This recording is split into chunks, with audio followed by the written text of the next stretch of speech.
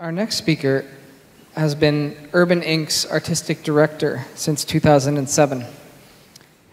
As director, dramaturge, playwright, and cultural animator, she has collaborated with theater and interdisciplinary artists across North America, in Europe, Africa, and the Caribbean.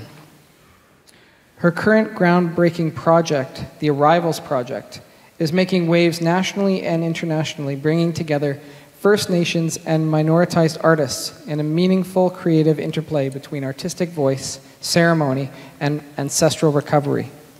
Please welcome Diane Roberts.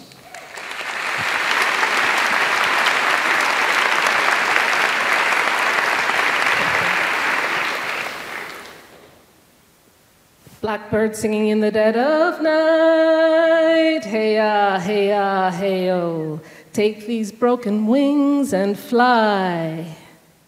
She moved across the world, known and not known, indigenous and not, in exile and not, landing, knowing and not knowing.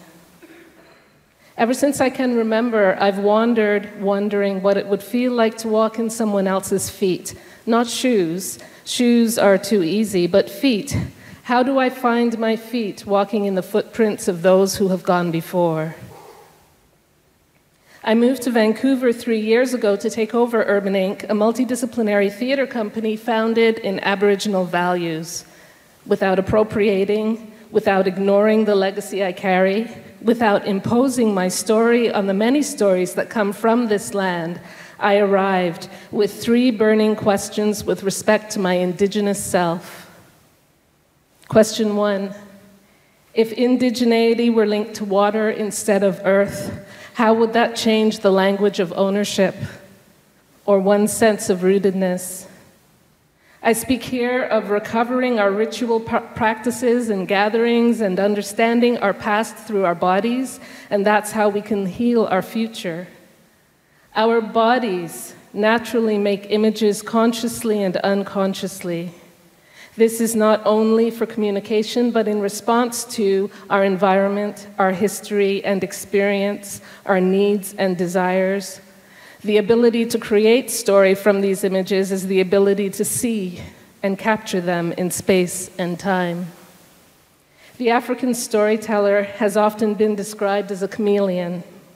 Sing out the tempo of loke-to, turn left then right, she, he changes with the shape of each story by bending his, herself in service. This ability to adapt one's essence, one's very being, can have both positive and negative implications. What if, for example, the story carries you across the ocean against your will in the dank and dark hold of a vessel headed for a new world, for example?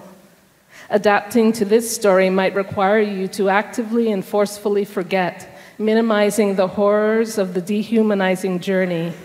In this crossing, the chameleon storyteller may have become the vessel, the hold, the rats, the stagnating excrement plastering the floors and walls, and yet, suppressing the screams, she, he will speak of rivers.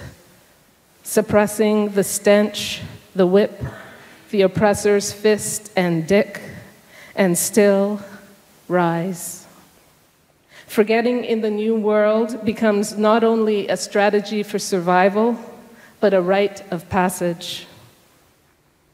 And my story begins here, in Canada, in residues and conjecture, searching for clues in the land I now call my home. I imagine the unimaginable. Question 2.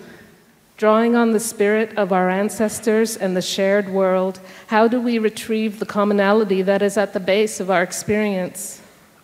I speak here of a pursuit of personal legacy as an indigenizing process, which connects to respecting the land we come from and the place we land. So I guess this connects to greening our city. When we put ourselves into a situation where and when our creative bodies and breath and voice and mind can thrive, a state of letting go, we begin to tap into an abundant source of inspiration. We carry a legacy. When we carry our own weight, we carry our full potential. Inspiration can be found in the land we traverse, in the residues, footprints left by our ancestors. We need to learn to let go of listening the way we've been taught and let go of seeing the way we've been taught.